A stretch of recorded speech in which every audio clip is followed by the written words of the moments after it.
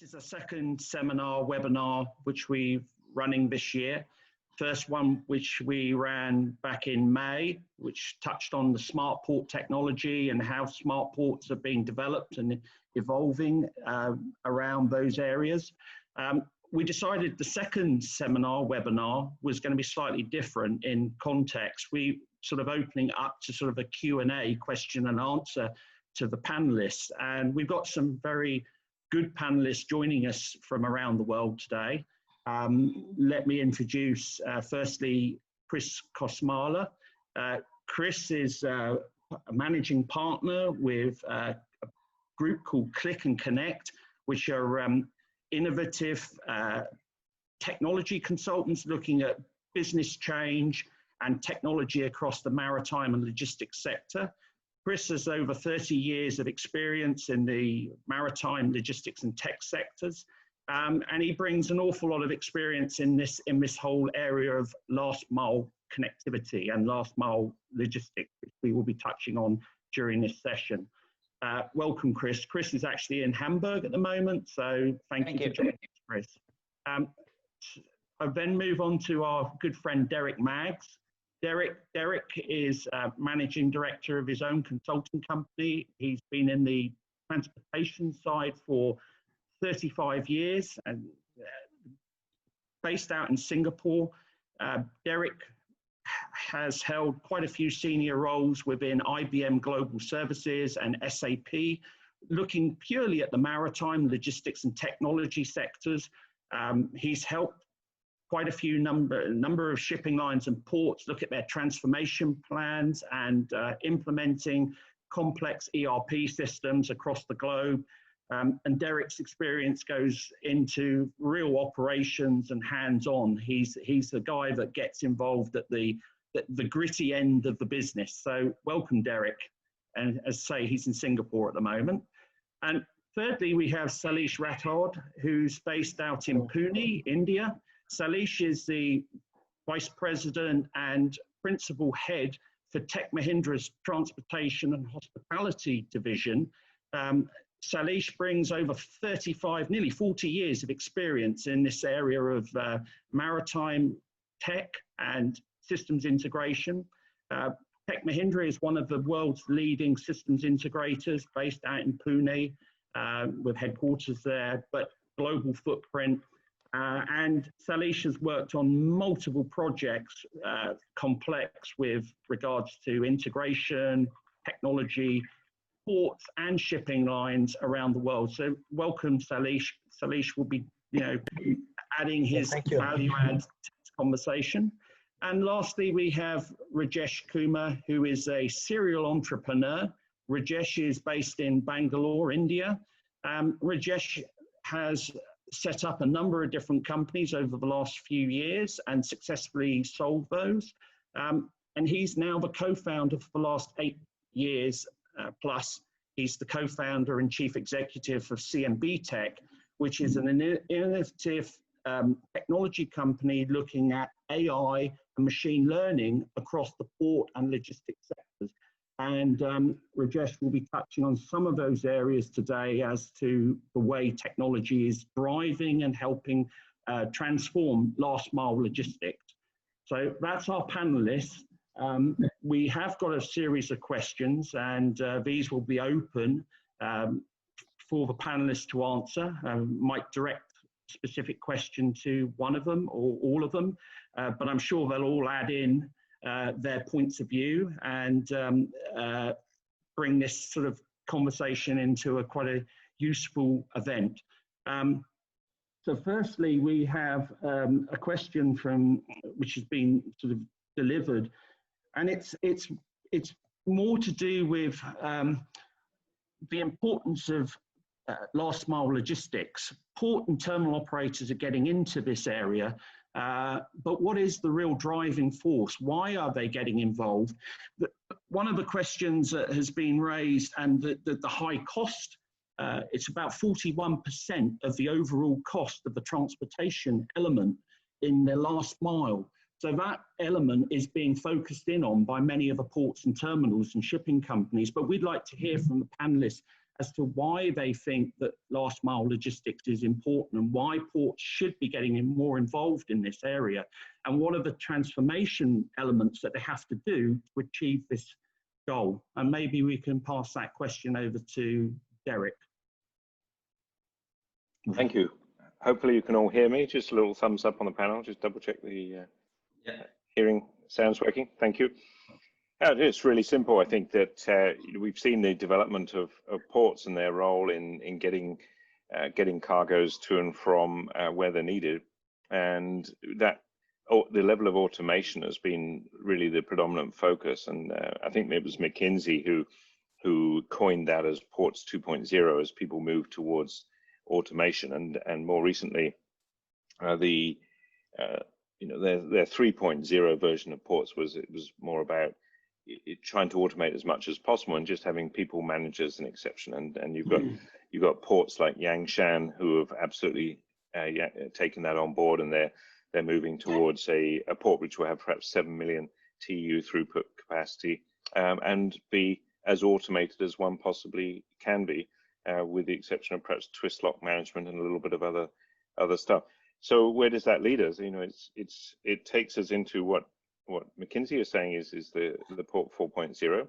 That term's been out there for a while, and 4.0 is about the greater value of data sharing inside and outside of the port, and they've estimated that will have a knock-on effect of new value of around $1.5 billion US, of which 20% sits within the ports and terminals, but the vast majority benefits the cargo owners. 2/3 of that benefits the cargo owners, and that's through things like greater visibility, improved timing, reduced transport costs, improved timing, reduced storage costs, better clearance of customs and so on, which will lower the cost of goods within the supply chain. And I think these sorts of things, which lower risk and lower cost in the supply chain, are absolutely vital, and we will be hearing undoubtedly a lot more about that. So, what is last mile logistics? For me, it's about getting the goods from the port to where they're needed. That could be last many kilometers or miles,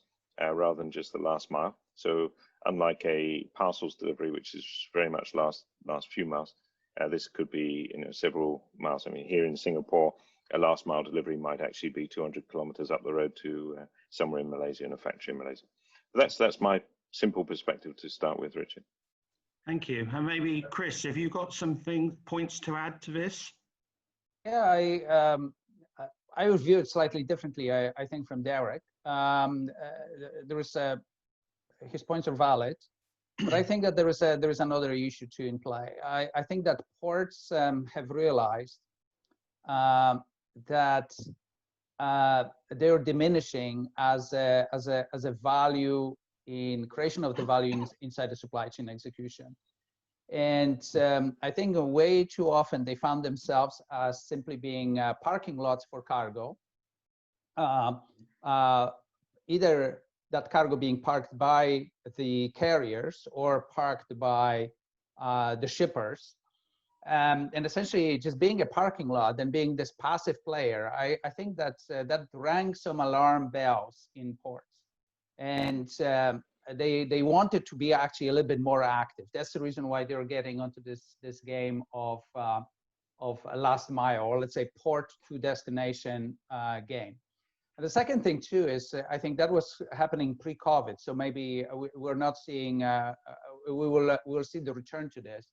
But ports were actually congested, and I think that they wanted to facilitate the movement of cargo through the port faster to prevent the congestion, because congestion means you cannot unload some of the stuff quickly enough because there is just simply no room in a yard, or you have to drive around the container yard twice as many kilometers just to execute the same number of moves, both on the export and the import. I think that there is also another thing too, is ports are still trying to figure out if they can charge for something more than just simply charging carriers for the calls. There is the ongoing discussion inside the ports is is there another part, is there a revenue stream that we're not seeing that we could tap into? and I think that they will try to essentially both to improve the perception of the port, so they are not considered a bottleneck or a place where stuff is temporarily stuck like a cargo. And I think that they will be looking at some revenues that could come out of the orchestration of that last mile, or mile zero in a port, all the way to the destination mile. So slightly different angle than Derek, but I think it's complementary to what he was talking about. But I think when you talk about congestion levels, I mean, obviously that does have an impact across the supply chain, but that last element to get the containers from the port to the consignee's premises or the ICD clearing centres is critical, and that pushes back on the question of how do ports actually have to handle that, and what sort of technology could come into play to sort of help expedite that process. And maybe either that question, that answer could be answered by, Rajesh or Salish, maybe from a system standpoint. Where do they see technology coming in to sort of help eliminate some of these issues and drive better efficiencies? Because obviously, once you can get cargo out of the gates moving faster, you're achieving a better goal. Yes, that's an excellent point, and I think Rajesh could really add on this one. If I can say, automation will play. You can see it, for instance, if you go right now if we're just talking about the containers, you can go to Port of LA, Los Angeles. In Los Angeles, we actually have exit gates that are totally automated. That is a custom gate. Then there is a radiation screening gate. And then there is, of course, the last tagging, which is the confirmation of the stamp out gate, which is your typical behavior where the last person sits, there is a live person over there. Over there, it's all automated. It's essentially 3 gates through which the track passes, practically without stopping. That level of integration of screeners, OCR, a rapid integration with the back office systems to actually confirm that this track is legitimately leaving, OCR on a driver's face to confirm that this is the same driver entering the terminal and exiting terminal. That is the level of automation that is definitely saving money and accelerating the speed of the flow of the containers. But I also want to make sure that we talk about other types of cargo. Commodities is a huge market. It's much bigger than containers, right? We have more ships. And the problem of commodities is that the ports actually require significantly more space to store them. Unlike boxes, which you can just simply stack up in a space that you have available, coal, iron ore that is coming in, you have to pile this up. Sugar, palm oil, you have to link it up to the tanks. All of that stuff has to move rapidly through the system. It cannot linger in port, because when the next ship comes in and dumps 100,000 tons of iron ore, that has to go somewhere in a yard, and you cannot pile it up into the size of Mount Everest, right? There are limitations to how far the machinery can go. Just like in a container terminal, how far you can reach out with a reach stacker, let's say, right? So, I mean, Rajesh definitely and Shailesh, they will talk about the technology bits which have to resolve it. That has to link up to Derek. I'm full with it. I just wanted to add this part beyond the containers, because I think that a lot of people always think about containers, but ports are much more than the containers.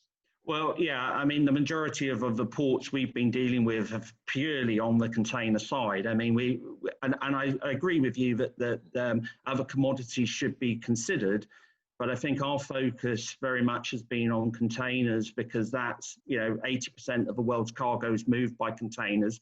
And obviously that's the focus for our, area at the moment. Volume-wise, Well, that's the reason I have a picture of a container port behind me rather than an unsexy bulk port.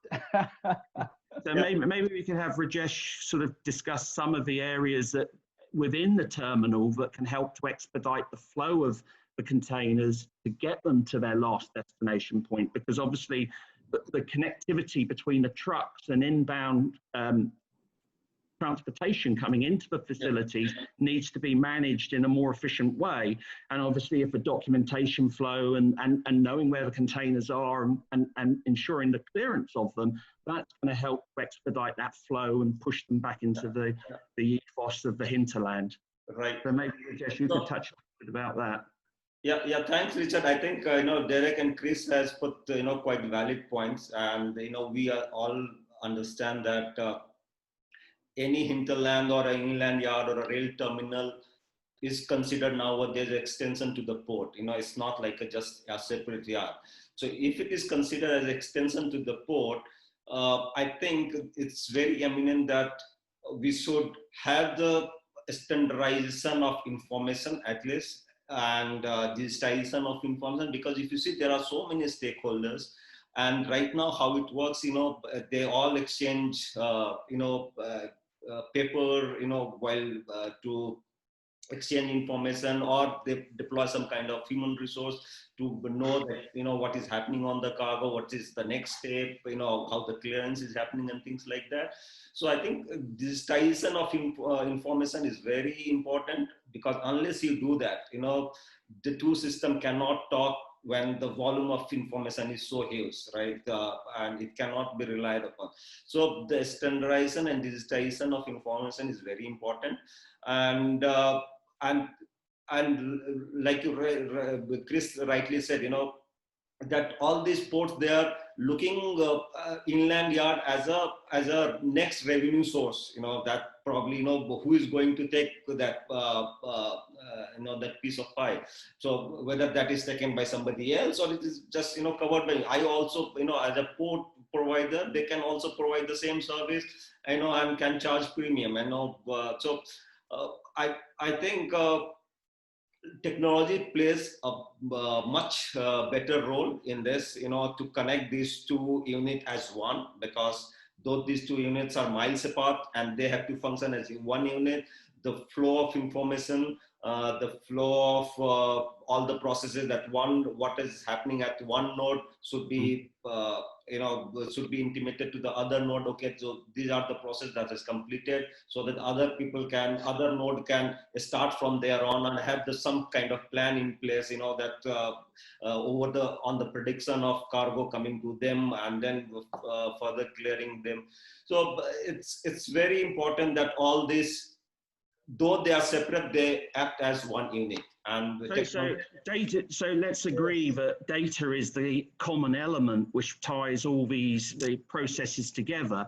But then the question comes, who's responsible for that data collection, and who is it the port's responsibility to throw that out into the hinterland to link these components?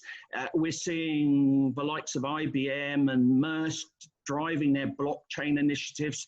They're very expensive, very, very time consuming to deploy. I mean, they are driving this, but are we going to see more integration with the data flows? Right. Because the ports, they're all silos and they all have to have some link. And of course, data is common, data is available, but how do you then bring that into sort of a usable format which will help expedite the flow of cargo? So maybe Salish, because you work for one of the largest systems integrators in the world, maybe you can do that for us. Right. Yeah, so I would agree to the discussion what was, and good points were been put up even by Krish and Rajesh also on the systems and the way the ports are now trying to move out. So obviously, yes, they are looking at the forward integration, if you were to say from an industry point of view, that to get into the last mile operations for the reasons which was been put forth. Now, how to integrate it? See, if you look at it, there are three components which are predominant here. So one is the incoming vessels, so that the data is there at one place. Then the port is the second, is the middle part, and then finally we also have the transport, the hinterland transportation, either it's by road or by rail, right? So what we need is one common system, which is at the port. Because if port has to do the last mile logistics and drive the efficient movement of the cargo, then the owner has to be with the port. So the port can set up an entire platform for getting all the data. So while it gets today the issues which are there and which we all know today is that, yes, the predictability of the vessel arrival, to a very large extent, we are still able to do it. But when it is at still, at waiting down there to get a berth, right? And then it comes in, there is the lag which is there. And then the, discharge of containers or the cargo, is going to happen there. There is again a bit of lag, and there are multiple factors like weather conditions and so on and so forth, right? People handling, the cargoes and so on. So those are also really important. So the port has the complete data visibility. If they set up this platform, it will be very efficient, because, and then everything has to be tied up with their PCS system at the end of the day. Because if my incoming vessel has got delayed, the discharge is going to get delayed. So my scheduling of the cranes will have to be appropriately managed. And then my internal movement of the trucks to take the cargo, from the quay side to the yard side, that has to be again managed and scheduled. And once I have the cargo, then the clearances comes in there. So documentation is another big part, which is also eating up a lot of time, because at times people don't know what documentation is required. And even if it is known, it is not supplied at the right time to the authorities. And hence there would be certain amount of delays in getting the cargo cleared. So, and as the cargo is lying at my, at my port. And then finally, once I have my ready, does the transporter know that my cargo is ready to be picked up? So if you look at tying up, it's just basic. The data is there everywhere. We need to connect the dots in a form of a platform, and that is integrating multiple systems. And that's what I see is going to come in a very large way, in basically in time to come now. Well, And I think tying up the ecosystem is critical, because I think the port is a catalyst. The port is a hub, and then obviously all the spokes come into the port, whether they be truck, rail, barge, you name it, they come in to get the containers, and that data is flowing. And obviously, if the last mile costs are around about 41% of the overall shipping costs, then that's a large proportion of the revenue that the shipping lines and the shippers want to know what's happening with their cargo, and it can all work wonderfully up until the last mile, and then things go drastically wrong. So all the goodwill and the work of the shipping lines and the freight forwarders to get their containers and things into the right place at the right time can go quite drastically wrong. But you see, Richard. But you see, Richard, the point you're making is, I think it's very difficult for shippers to allocate a blame and actually cost of that, or percentage of that 40% or 14%, sorry, of the logistics cost to port. A port is almost minimal. They can see the carrier, okay, that's costly, right? They can see the rate. They can see the tracking portion. So this is the gate to their dock. Okay, that cost, because there is a driver waiting time, the fuel, whatever else.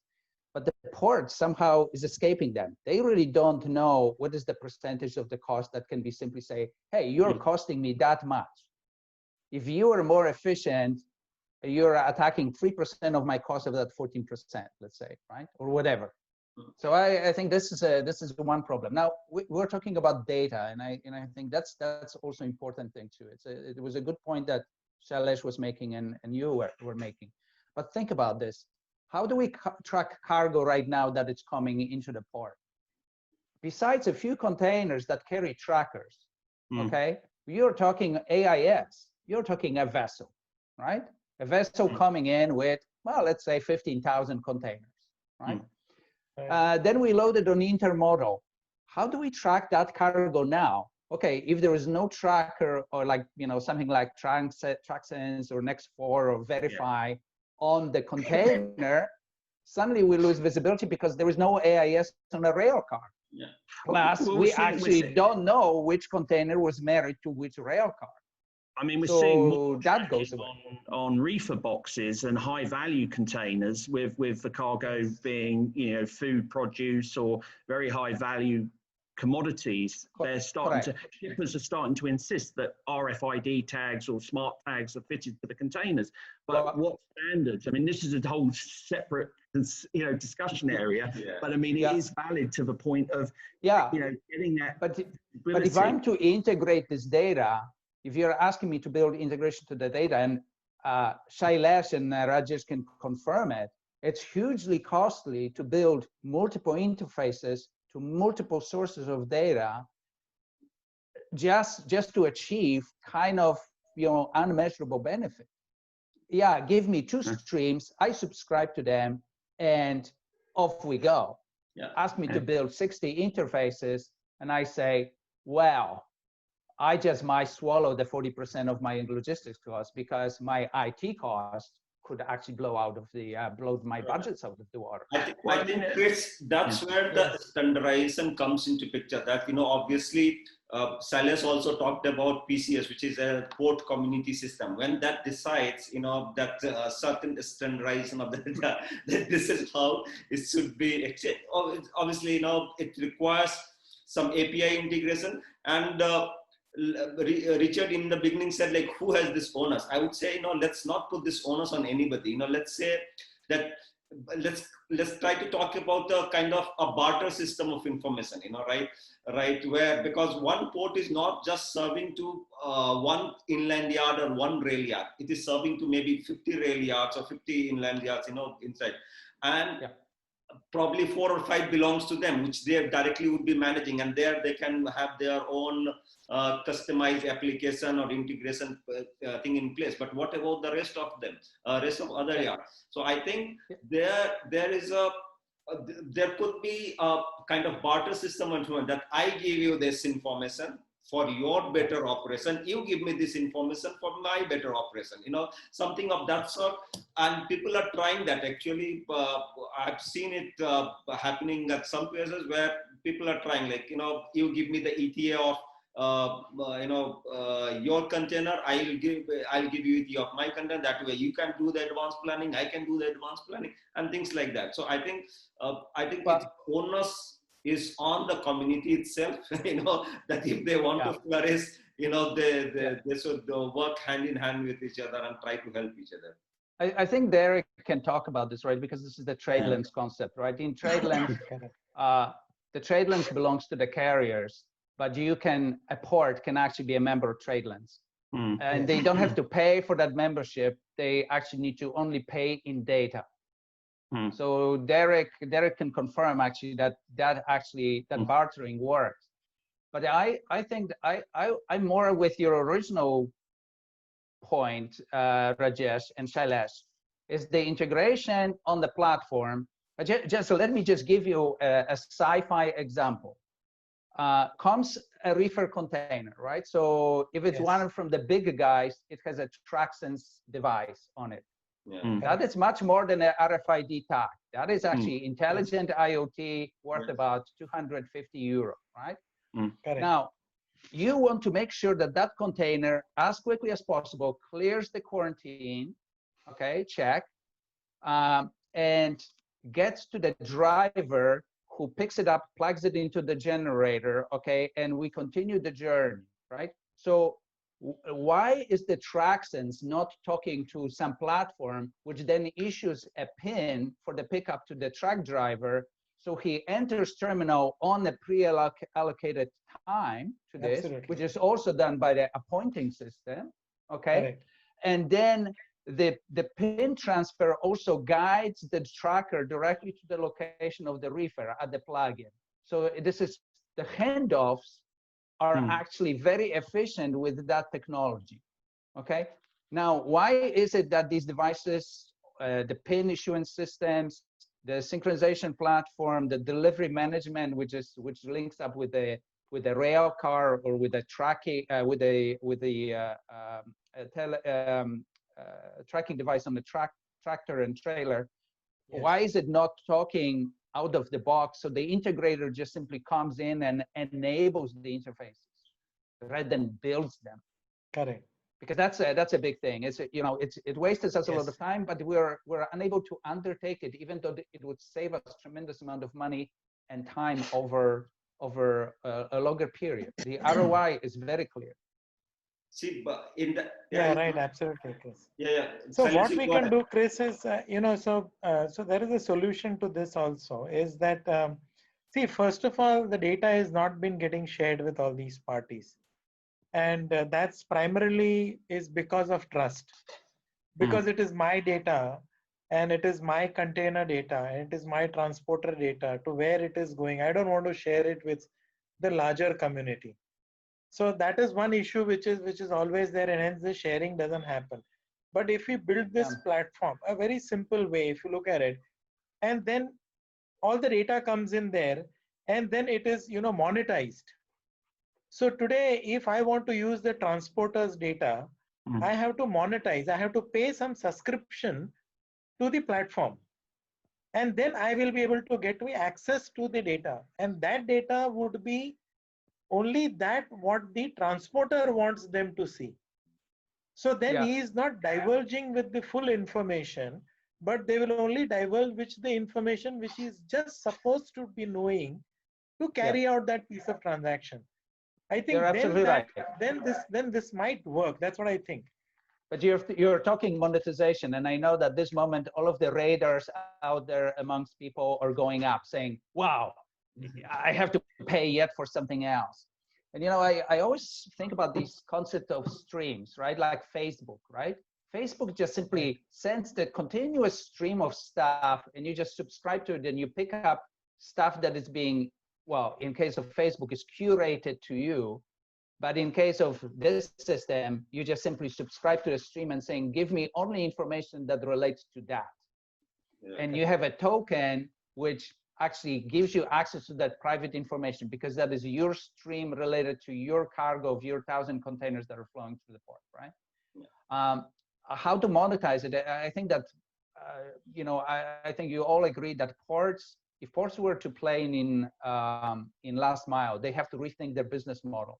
Because at this moment, the business model, which is how they make profit, is based entirely on charging the carrier.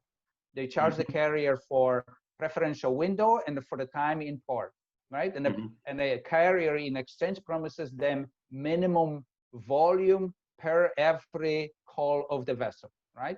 Yeah. And if they don't deliver that, then the port gets higher rate, and if they over deliver, they get additional discount. Well, I think CMA's just introduced this, you know, priority club membership. I think CMA has sort of said, look, you want to pay a slightly higher premium, we'll get your container out quicker. I mean, now whether how that will work in actual operational terms, I'm not sure, you know, because containers get restowed on ships, and, you know, that's priority gets lost in the flow of the actual transaction and the operation. So if they charge extra for it and they share a little bit more of that margin with the terminal, so the terminal actually fishes the container out of the cargo hold and puts it on preferential track rather than on a prime mover, and moves it up to the stacks somewhere, which has to be essentially dropped and then picked up when the tracker is ready. Yeah, okay, I can understand it. But even that is also asking for a business model, so for a slight change, okay? Correct. This has to be all costed out, so the terminal knows how much money they will make on that extra service, because that extra service may mean extra driver, or maybe extra prime mover, or maybe extra reach stacker, or maybe something, right? That's a capital cost to the terminal. So yeah, but I mean, and does that, how does that impact? Because obviously with service levels, if you get priority cargo, yes, the shipper might pay for that in terms of a premium, but how does that then reflect back to the terminal? Because the terminal's saying, well, I'm not getting extra money. I still get my THC rate, and, you know, I'll treat your box just like I'll treat any others. So I don't know how they will impose that. In the simplest way, they can charge the carrier, right? There's got to be terminal to carrier. I cannot imagine a shipper taking it lightly to receiving 2 invoices, one from the carrier for the release of the container and one from the port or from the terminal for extra fast handling. And I can see Derek twisting his head, right? I mean, you got to agree, Yes. right? I mean, if I have to deal with 2 invoices, that's suddenly not $3.50 to process an invoice, or $7 or $3.50 depending, but double that. And that's huge cost if you have numerous shipments that you have to process. We have to just to intervene here. Sorry about that. We've got 2 questions from the panel, from the visitors, the audience. Ian McPherson, I think Ian works for SAP. I think he's the vice president at SAP. I hope I've got that right.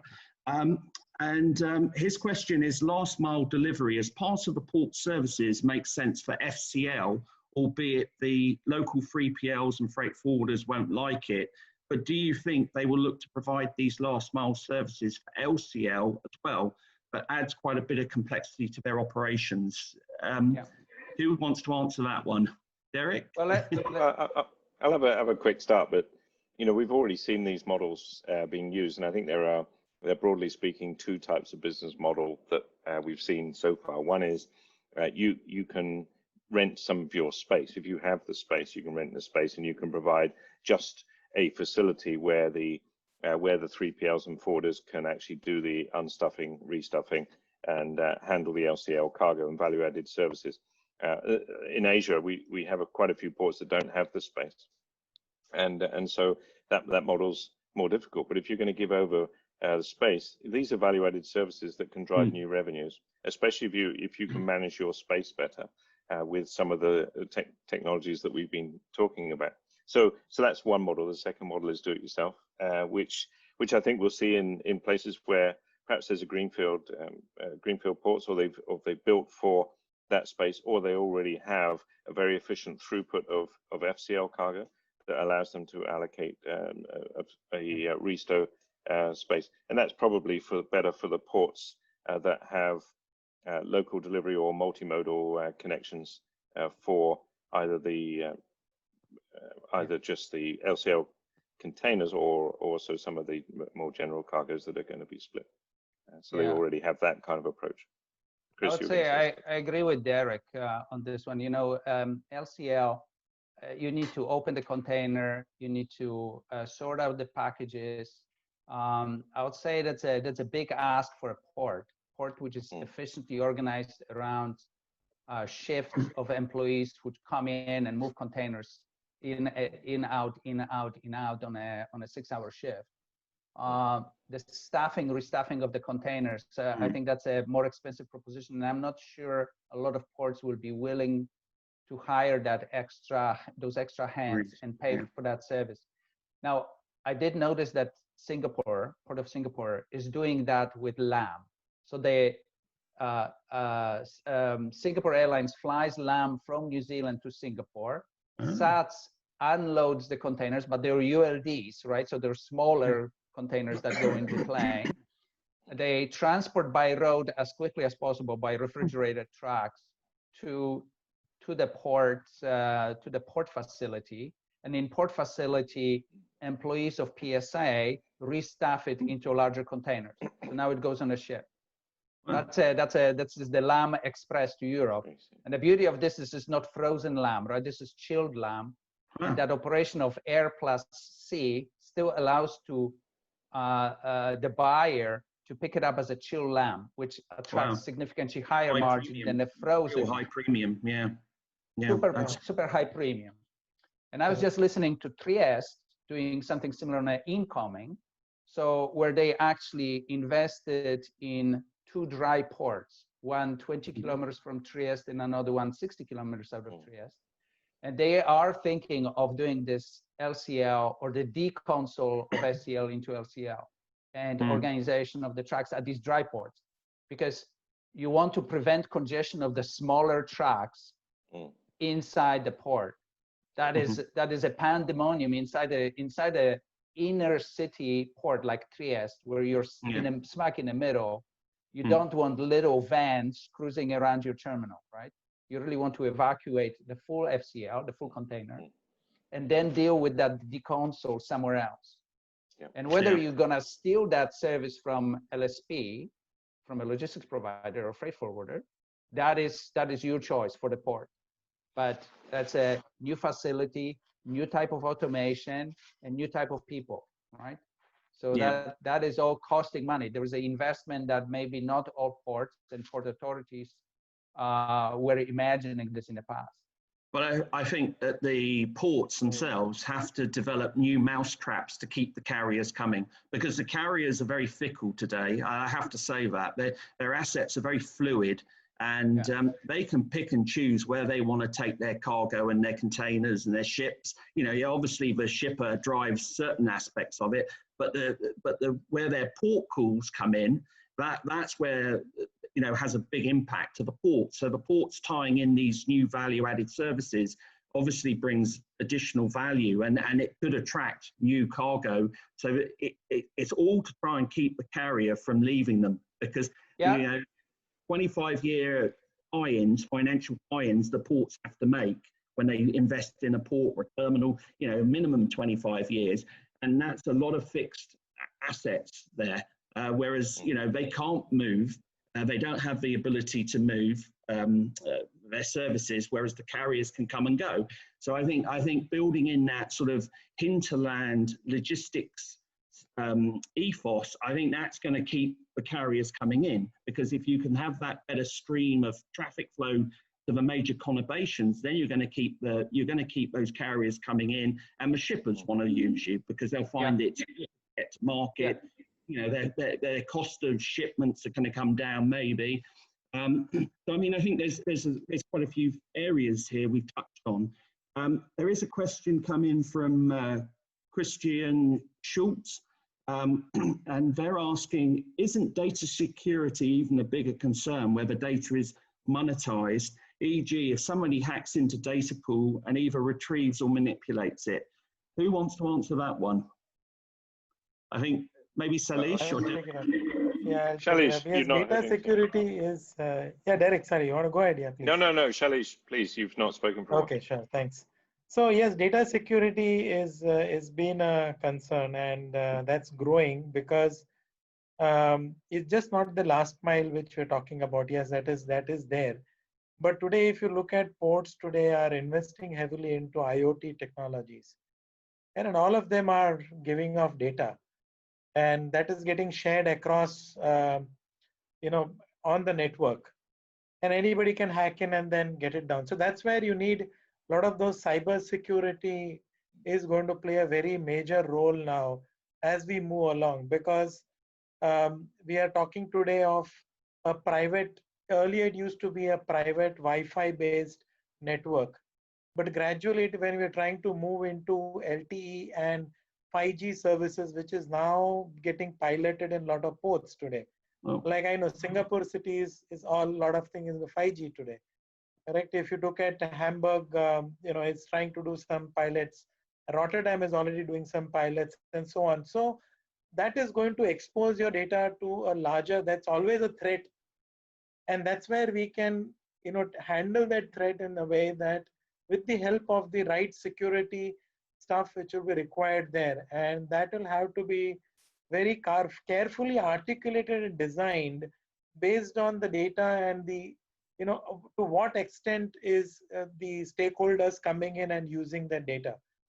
So yes, security is going to play an important role, and having all this data will just not help. Even actually, you know, using it for predictive analytics is also one more thing actually which people have to look at it, because having the data is yes good, but what do I do to make some prediction that what is going to be my, you know, yard position, maybe, you know, 2 weeks down the line. Correct? Will I lead it to a congestion? Correct? What's going to be my traffic condition, you know, usually in certain period of time when the weather is bad and, you know, because of rains or a lot of other things, there is a lot of traffic congestion. So how is going to be my road looking like? Because if the containers are not going to go out, then what happens? I'm stuck at the last mile again. Right? So yes, along with the data security, we'll also have to look at developing these predictive analytics. Yeah. I love it. I love it. I love it how nicely you segue into the last question about the predictive analytics that it's sitting in Q&A. Yeah.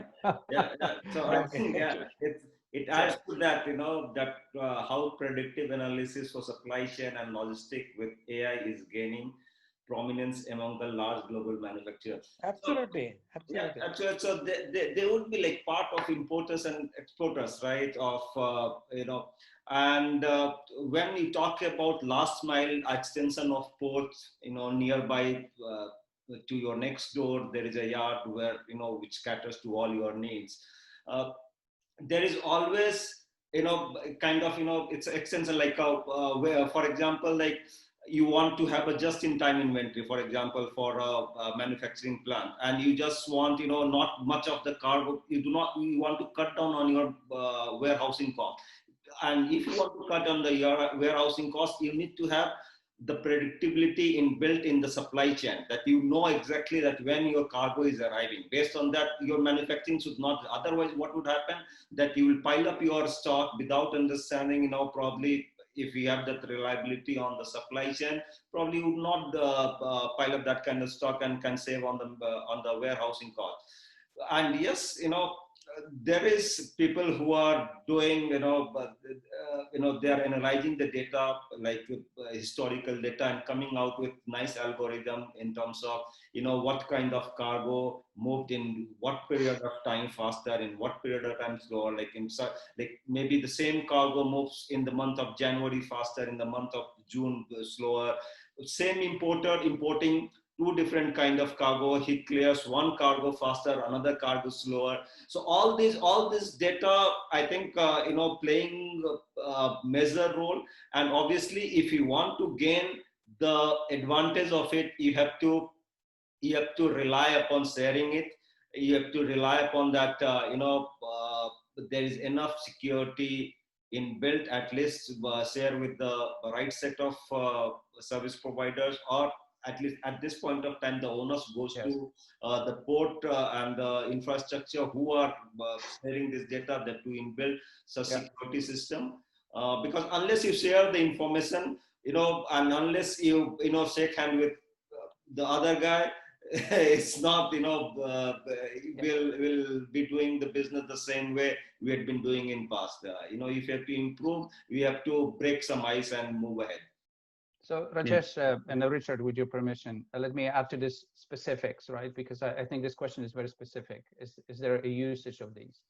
So Anil, to answer your question, in ports, a very common project right now in ports is the economic assessment of the hinterland. And what it is, the port uses predictive analytics to essentially assess the total volumes of the containers that will be coming into the industrialized base and will be coming out of that base. So import and export through the port. They're doing this because then they use that scenario, the scenarios that can potentially come up from predictive analytics, to actually talk to local authorities about development of some specific pieces of infrastructure, like bridge, a road, or railway, okay? So that's how we use predictive analytics in one way. Also in ports, in a few European ports, and one Asian port, we use predictive analytics to essentially predict outbound cost. So you essentially go to a port system and you say, what will be my cost of the delivery from my gate to my destination? And ports use predictive analytics to actually deliver suggestion of what that rate could be, right? That is very common right now, and you can get it, for instance, from Rotterdam, you can get it in Antwerp, you can get it in Qingdao, and you can get it in Port of Shanghai, from what I recall, right? So it's across Asia. I don't know about Africa. I cannot speak for African ports, which is always a haphazard a little bit, but definitely, GCC, Asia Pacific, and Europe.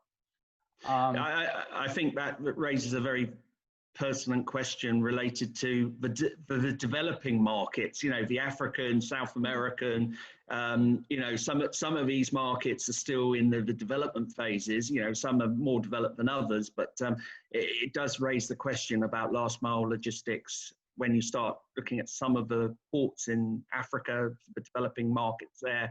And those are growing markets, massive markets that are growing. The next big explosion is going to be Africa. So, it's going to be interesting to see how the last mile logistics play out in that part of the world as infrastructure needs to be built and communications and networks are still in a development phase. So but that's the next big push. I mean, America, Europe is pretty much saturated. Yeah, they're looking at better performances. They're looking at tweaking systems that are running relatively well today, but they're tweaking them, whereas Africa's really the dark continent that needs to be, converted, and it's going to be interesting to see how that works. Well, you're spot on, Richard, and I think that Shailesh will probably provide some background to it, but I would say the biggest imports are containerized imports are going into African ports. They're booming economies. You're absolutely right. And they're primarily gateways, inbound gateways, rather than outbound gateways, right? Because at this moment, frankly, besides fruit and maybe some grains, not much stuff goes out of Africa comparing to how many goods are coming in containers into Africa. And here's the problem. The roads in Africa, I mean, if you've seen the roads around any African ports, no matter if you go north, south, west, east, it's a little bit tricky. You cannot predict traffic, you cannot predict traffic patterns, you cannot predict congestion.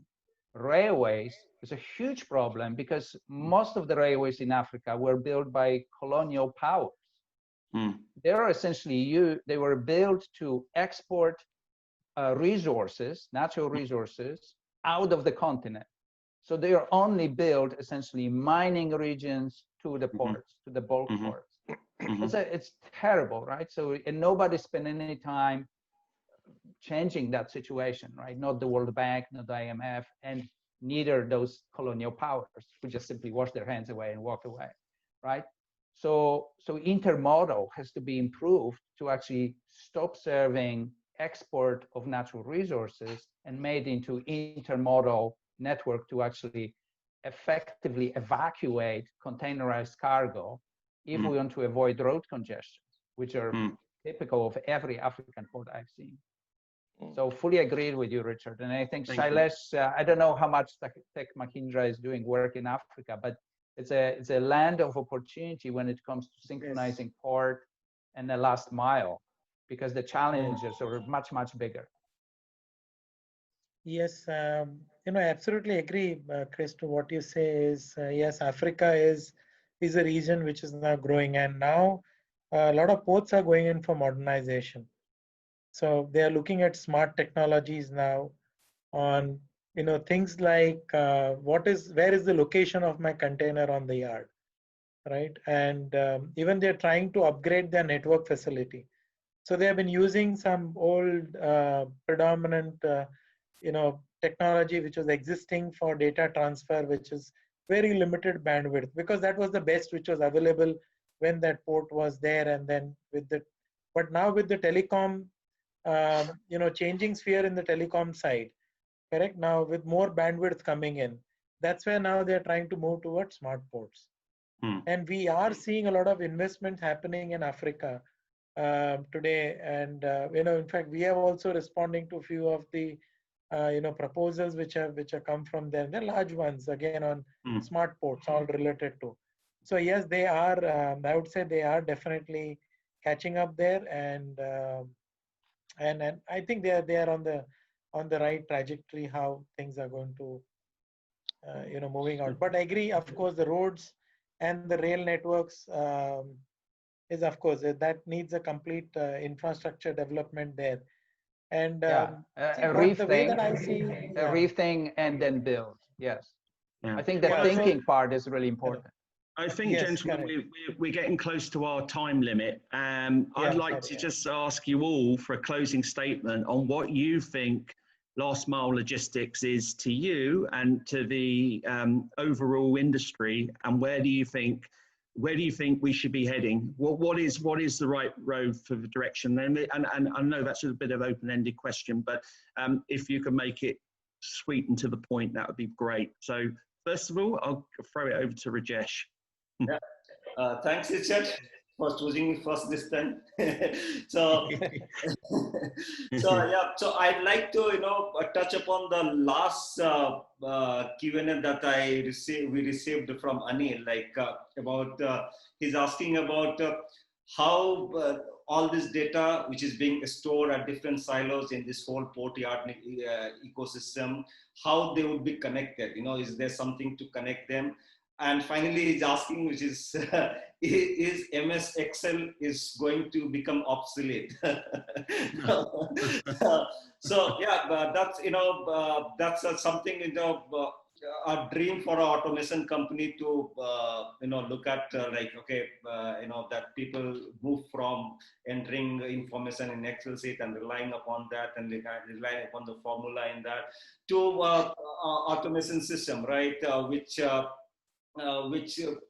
is more meaningful, which exchange information, makes the meaning out of data, and and hands over to the next party if this is exchanged. Now coming to the thing, like how this, in case of port yard ecosystem, since there are so many stakeholders, port being one, transport being another one, liners being forwarders, clearing house agent, there are different stakeholders munching on the same pie, right? So it's very important, like I said earlier also, that unless you exchange something with other party, it's not, even if you go today, if you go to somebody's house for a dinner, you exchange something, you take a bottle of wine, for the hospitality, right? So it's like that, here also, that if you want to be the part of that system, you have to exchange information. You have to agree upon something that, okay, we are ready to exchange that information and we'll have it together, and obviously everybody needs to understand that just keeping my information to myself, with that, I can only grow so much.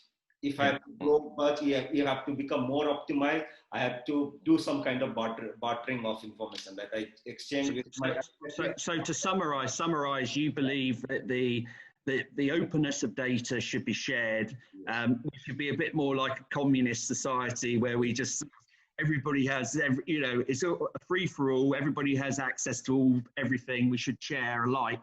I think you can also say that, you pay, like, you give me some, say, data, like, I would say, like, maybe like 10 points of data, I give you 7 points of data, you charge for balance 3 points, whatever, it can always be discussed, but, there should be an openness to exchange this information. Okay, thank you, Rajesh. And then Chris, over to you. How do you see the future?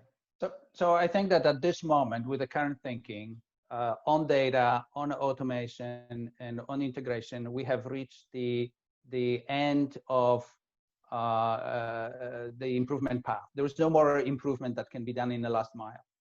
So I think now it's the time to think how to make it better. And I think that the ports have to move, because I think that really the key is in the ports. Okay. That the ports have to move from PCS, which is the current state of affairs, right? Even that is not really fantastic, right? Because PCS, the port community system, is really just the information.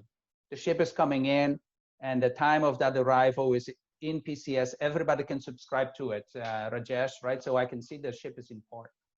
But what I think is that if the ports are going into this game and they can figure out to connect the data of the sensors that is available on the containers, not just the AIS on the vessels. I think that's just, that's too primitive.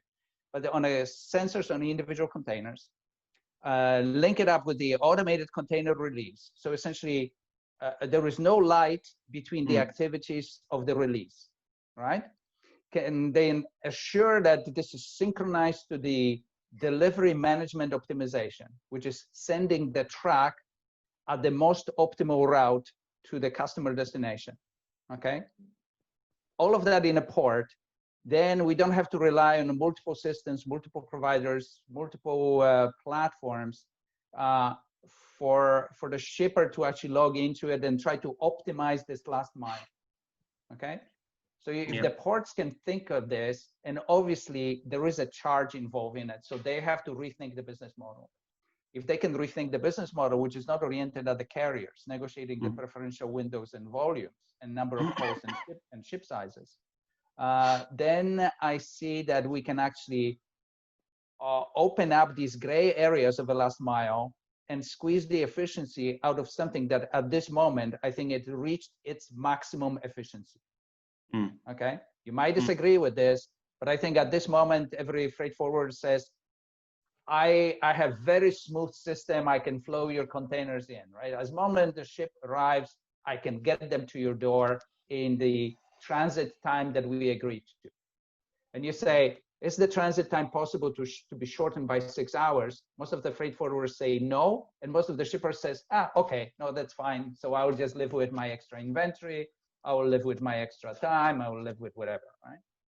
So that has to change. And I think so there is a role for the ports, and I think that the ports are actually the ones that could actually grab that orchestration part into their hands and do it better than a carrier talking to the freight forwarder, talking to the customs release, to the customs clearance, talking to the tracking company, and getting this stuff still going, right?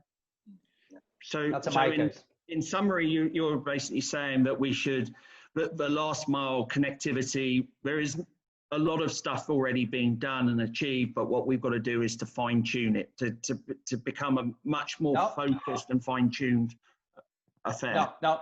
What I want you to say is, with the current thinking, we reached the maximum efficiency.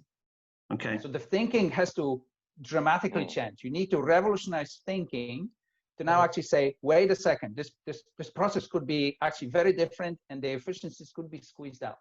So until everybody remains happy, reasonably happy and satisfied with this, saying, wow, it's painful, but yeah, it's not too painful for me to, do something revolutionary, then that inertia will carry us, and we'll just continue with that. It's re-engineering some of the model. I think that sums it up. So that's it's really in the heads. It's really in the heads. It's not in the technology. It's not really in capability of the assets. The tracks that travel at certain speed, the cranes that move containers at certain pace, and so on. Yeah, it's here. Okay, thank you, Chris. And then over to Derek. Yeah, perhaps I can give a different type of answer to that. And I think, Kevin Martin asked a good question earlier on about the different business models that ports can use through digitization to drive new revenues. And I think there is still an opportunity to differentiate a bit point you made, Richard, earlier on, to continue to attract the lines. And whether it's the ports who do this or somebody else, I actually think there's an opportunity, although Shailesh, you said it's the ports are the obvious people, I agree. But look at what happened earlier in the line of shipping cycle. It was the beneficial cargo owners who really wanted to get access to data. And so we saw the arrival of Intra, Cargo Smart, GT, Nexus, or GTN all within a very short period of time. And that came really from a drive from the shipper side. And if I go back to the McKinsey point, 2/3 of the value is for the shippers and 20% is for the ports. And yes, that 20% means that Chris's point is largely valid, that there isn't much more we can do within the port. But in linking up to these other people, I think that means that there is a lot more that we can do in terms of improving supply chains, and not just the actual supply chain, but the visibility to supply chain. So I think that the points we've been talking about, I strongly suggest that there needs to be an extension of the port community systems. Everyone's agreeing. I think we need to have, as other industries do, we're kind of well behind in our industry. We need many more open APIs. And open APIs doesn't mean that it's a security risk. Open APIs, if you look at other industries, those APIs are managed APIs, and yes, it means there's going to be more of them, and we do need API management. But every industry is going through this transition towards open APIs for data sharing on a right to know basis, and the right to know is a subscription model. Whether you're accessing Facebook or Google Maps or whatever it happens to be, there's right to know. Sometimes it's free, sometimes it's not. And that will apply equally to custom data as well as the port data. That will make it easier for people to know where their cargo is within the port, when it's likely to be released by customs, and when it's got on the truck and so on. So I think there's a lot more value that can be squeezed out, whether those platforms are built by the ports and I think Kevin's point there is really, you know, and somebody else said, you know, are ports all ready? Are they ready for it? And I don't think they all are. I mean, a lot of the ports don't necessarily have the vision to drive that. But I think that there is a case for countries and possibly broader more geographies having a development of a platform that can provide this service, a data-based service for the shippers in a secure way with open APIs. And we're seeing it in pretty well at many industries. And so I fully expect to see it in this industry too. Great. That's a very good summary, Derek. Appreciate that answer.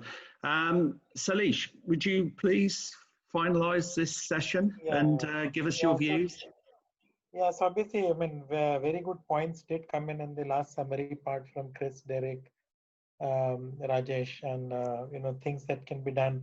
But, you know, what I feel is, yes, while we have discussed on possible options and possible things that different ports are trying to do and what they're trying to achieve, this is what is my belief, and what I think is that there is no cookie cutter solution here, because every port, every geography has its own set of, you know, challenges, own set of things which they are struggling with today. So one will have to take a very, you know, consultative approach for every individual port and see, yes, what can be brought. Of course, there is a platform which is needed, which we all agreed that, yes, where that there is a common data sharing and all that to happen. But how to build that? There could be different strategies around that. That could be driven primarily by the geographies, and there could be certain cost related factors also there. Like if you look at today, how do I bring my cost today down? So a lot of European ports are now getting into AVGs, automated guided vehicles. Why? Because the manpower cost itself is very high to operate these equipments. So instead of, so you bring in an AVG, the cost will go down. Correct? You're trying to use electrified, you know, cranes there rather than diesel operated cranes. That's going to bring in the cost down. Multiple things are going down to bring in cost. But can I use the same thing for, you know, a port maybe in Africa? No, because the infrastructure is not ready. So what can be done, and that infrastructure is something what will have to be decided for by the port, right? And then take out one call that what is the best thing which I can do in my current scenario and the current context that I have, so that I can implement the same and then reduce my cost of the last mile delivery. It could be complete Uberization of services. It could be complete disruption, like Chris mentioned, right?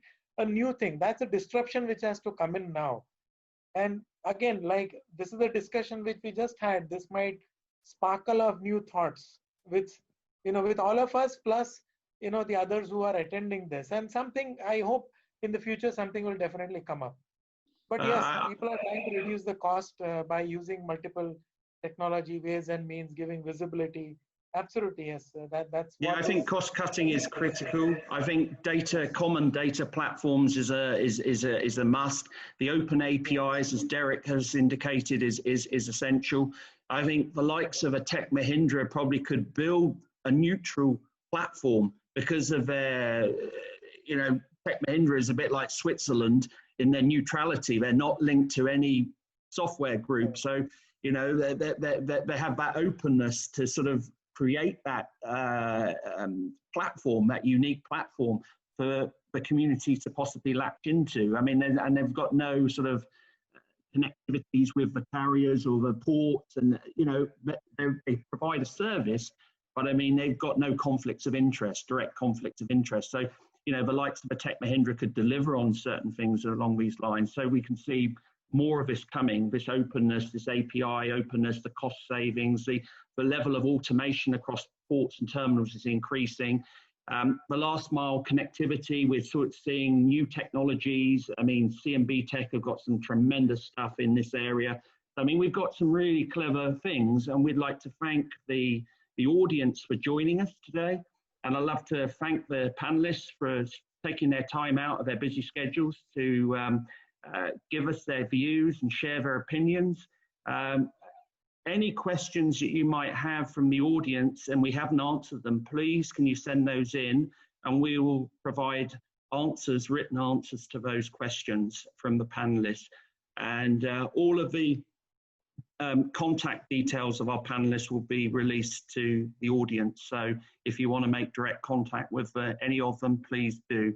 And we should be having our next session towards the end of this year.